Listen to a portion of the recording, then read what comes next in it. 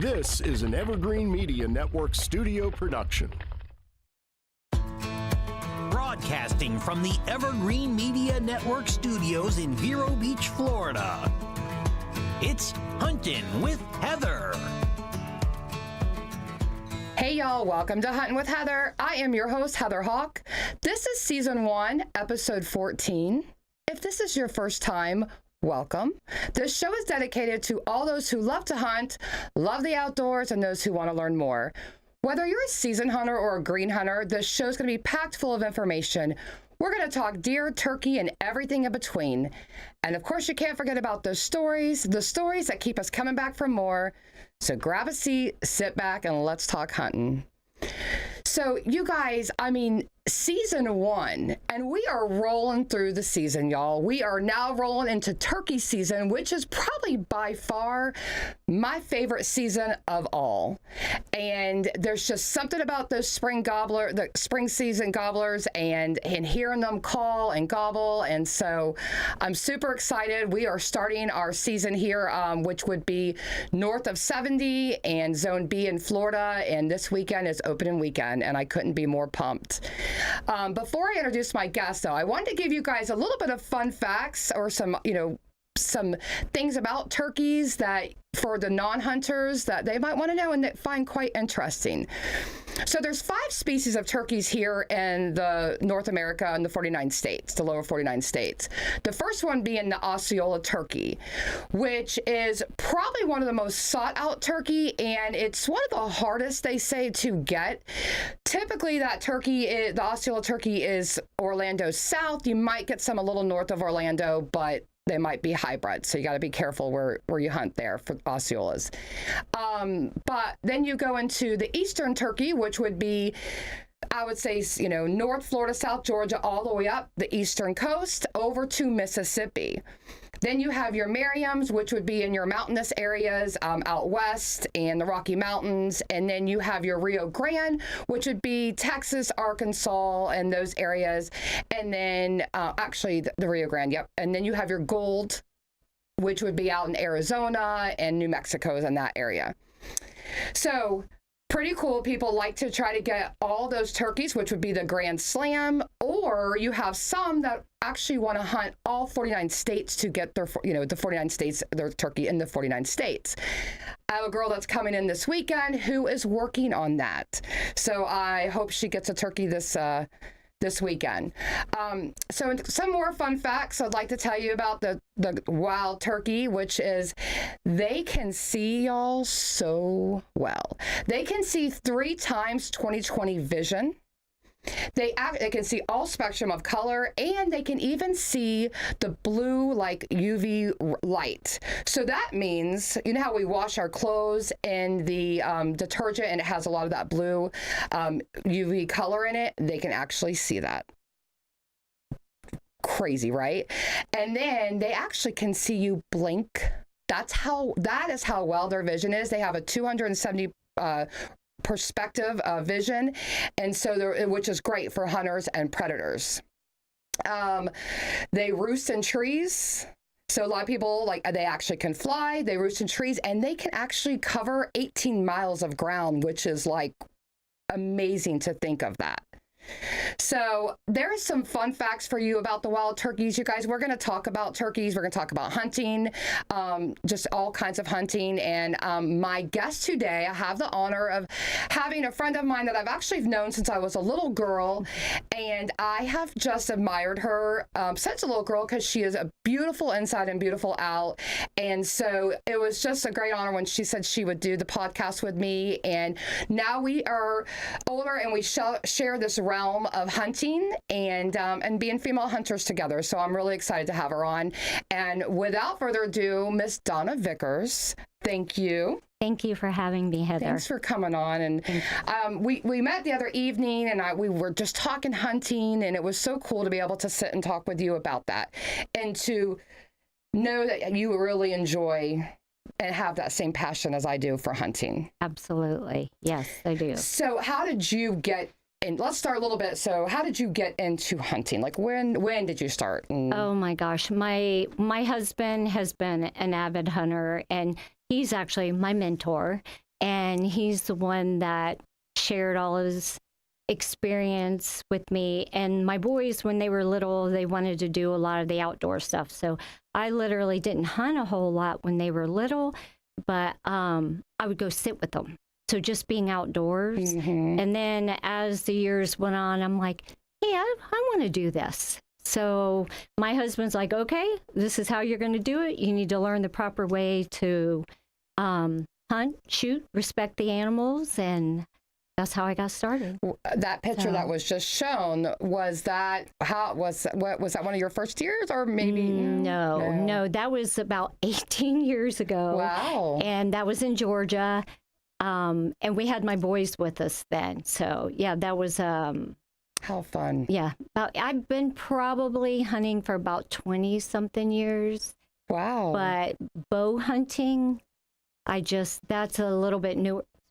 15 years maybe. So I've been hunting for a while. That's pretty good. Yeah. So yeah. we were talking before we started the show, and we were talking about bow hunting. I love bow hunting. Yeah. Probably my favorite to use. And you agreed as well. You were like, that was the same. So what got you into bow hunting? Like, what was it that transferred you over to that? Like, there again, my husband would go and he would hunt.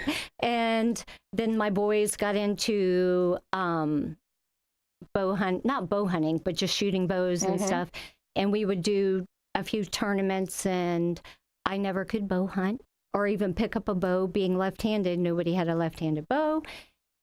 So my brother worked for a company in Fort Pierce, and he said, come down, I have a woman's left-handed bow, we'll let you try it. From that point on, I was like, I'm hooked. Yeah. I'm hooked. There's something about it. Yeah. So there's something about it, having that animal. So, you know, I always have a good friend that always tells me, aim small, miss small, Heather. Yes. Right? So when you're target practicing, it's completely different, though, than actually being out there with that animal in front of you. Yeah.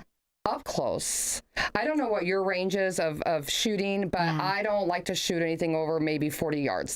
That's me personally. Me too. You know, safely, because you want to make sure it's a safe, you know, a safe hit. You definitely want to make sure that, you know, so I'm like 40 yards. Yeah, I am too. That's, yes. Yeah, so I know there was a few pictures that you had sent, or a picture that you sent me with those two does. Yeah.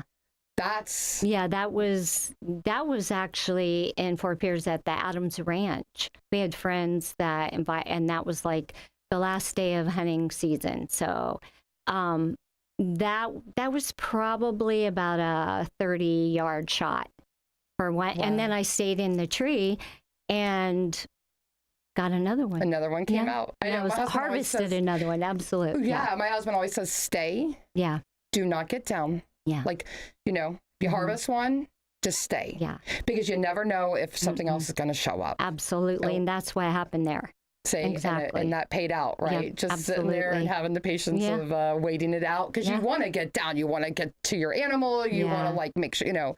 So, I know I shot a doe this past year with my bow up in North Georgia, and it was just exciting. Yeah. I've had many opportunities. I've missed. We all have. Right? All hunters miss. Right. I mean, I guess it's just part of it, right? Absolutely. So, because you have to take everything into consideration.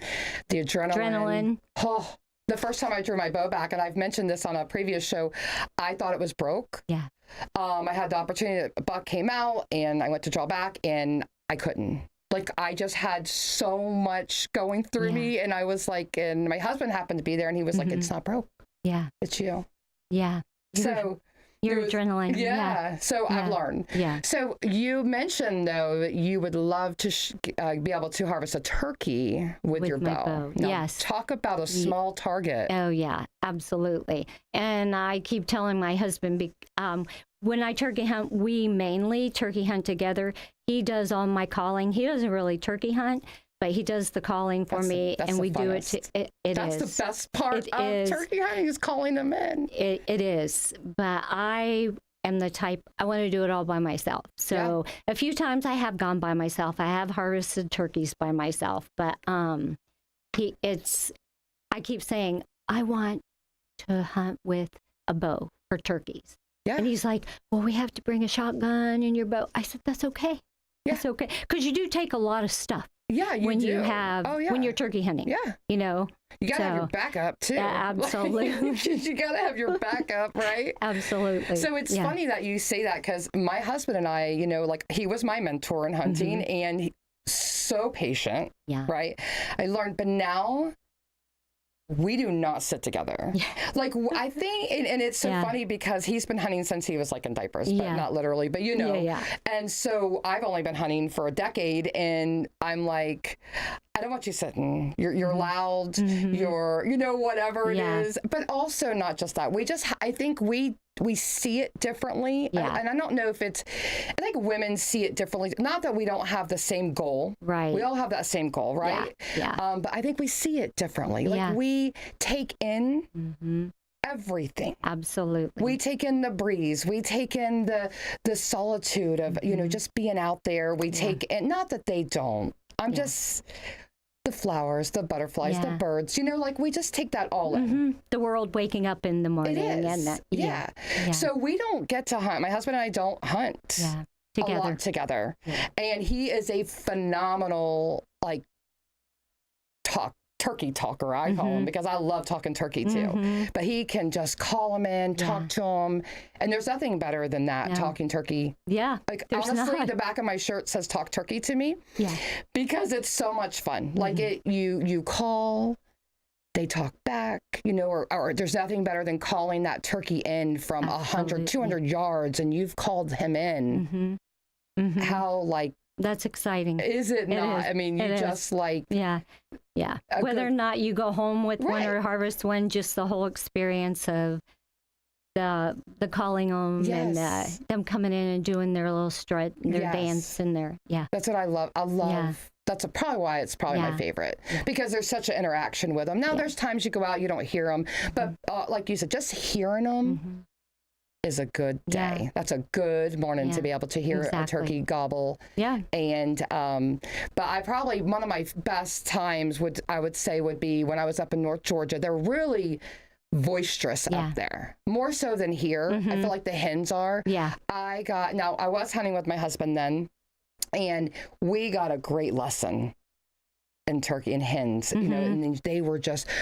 He would call, and they were like, and it was almost like she was like, "You need to back off. Right. This is my man." Yes. And it sounds crazy, you know, people who aren't listening, but that's how it is. It's like the boss hen. The boss hen. Yeah.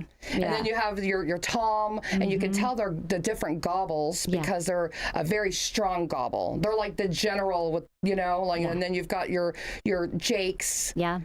Those like little lieutenants over there, and they're working their way around and trying to get to the hens. Isn't it amazing when you and I talking that we get it? We know, because we get out there and we've been out long enough to where we've learned. But a lot of people have no clue when you're talking about a gobbler or a hen and like the boss hen and the young. Yeah. I'll talk to my parents, you know, and they've learned a lot. Yeah. By, you know, because I love to talk with anybody that I talk to, because you and I both have different careers, completely different from being right. So, you know, you are a hairstylist, and you have your own shop, correct? Yes. What's the name of a shop? It's called The Day Spa. The Day Spa. And so, by looking at you, you would not think. No, like you're in the outdoors and you love any of that stuff and you love to hunt. I love it. Right? I love it. So it's our life. Yeah. It's our life. It is. Yeah. It is. And it's funny because with my job and my career, I'll go in and talk to people and they're like, "What are you doing this weekend?" And I'm like, they're like, "Wait, what? Like, you don't even look like you'd go out in the woods." Yeah. Like, but we have the best of both worlds, right? Absolutely. So, absolutely. Well, we're going to take a quick break. Okay. And when we come back, y'all hold on now. We got more to talk.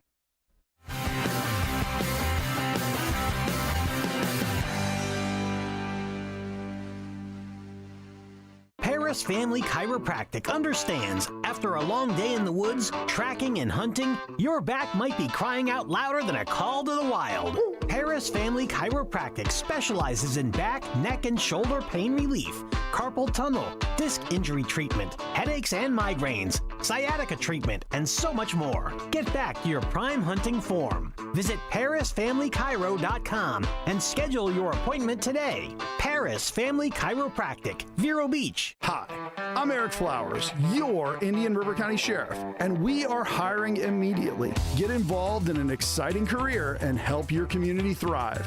Featured on Reels Channel's show On Patrol Live, the Indian River County Sheriff's Office is committed to keeping our neighborhoods safe. Open positions in law enforcement, dispatch, and corrections include benefits. Visit ircsheriff.org for more information. Get your new career started today.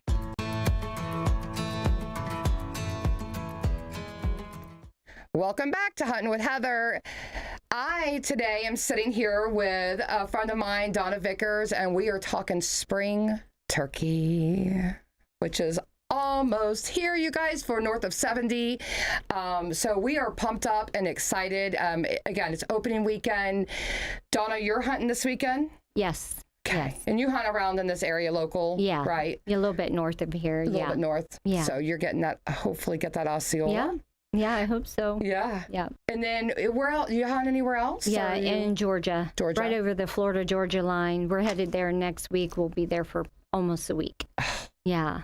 How nice. I know. I'm excited. Yes. Can't wait. You wait all year for this. You do. Yeah. We do. Yeah. This is, again, like we both agree, like probably our favorite game to hunt. Yep.